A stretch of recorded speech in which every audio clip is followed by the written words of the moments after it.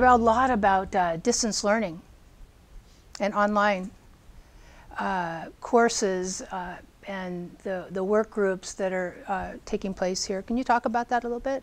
Our strategic plan, and ADRE every year puts together a strategic plan. Our strategic plan for 2018 is focus on education.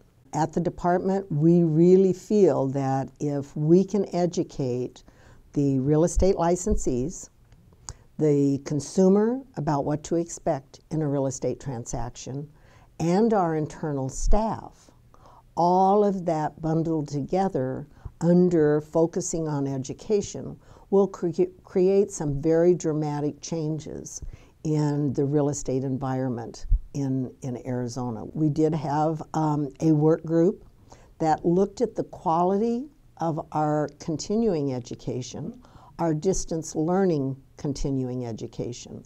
They came back with recommendations. Those recommendations are being integrated into some changes on the application form for the real estate educator. So remember that our real estate education is done by the private sector. And the private sector has the real estate schools who have the instructors working under the real estate schools. Mm-hmm. The instructors are approved by the department, the schools are approved by the department, and then every course, and there are over 2,000 courses that are approved by the department.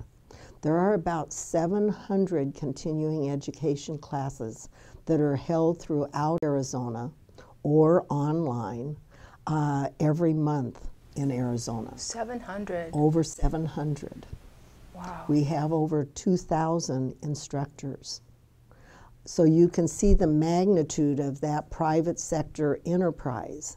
So as we're looking at the continuing education, especially the distance learning, and focused in on the quality, we will begin to look at reviewing the courses that are sent in for approval a little more closely.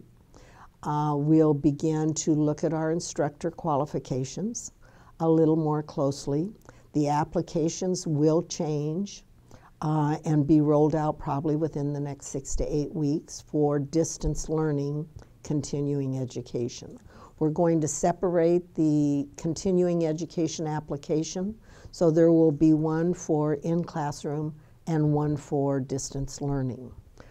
The distance learning, of course, has to have more criteria around the technology involved in the delivery of that. The quality of the course is really the responsibility of the school administrator, making sure that the course content and the instructor that's going to teach that course content are teaching according to what the guidelines are in Arizona. You know, we certainly don't want our real estate licensees going to take their continuing education 3 hours and being taught real estate that's being done somewhere other than specific to Arizona. In the continuing ed, you have monitors that will attend some of these classes just unannounced, don't you? That's just right. So we can maintain the quality? We do. We have a volunteer monitor program. We also have an auditor educator, Jim Williams, who also reviews all of the courses, and he's out in the community on an ongoing basis monitoring classes. That's for distance learning continuing education. But what we're really excited about and really caught up in right now is redoing the curriculum for our pre-licensing education. So we have taken the curriculum, which hasn't been modified since 1995, and we are bringing it current and relevant to the way real estate is done in Arizona today. So we're excited that we had a work group working on it. One of the things that they've added in is homeowners associations.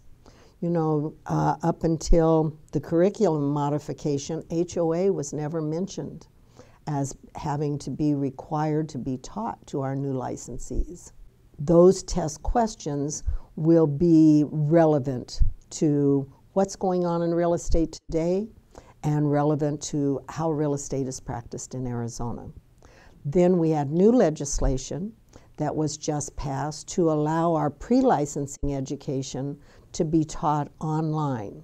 We will be accepting the applications for that the 1st of January, rolling out online education at about probably February to March of 2019.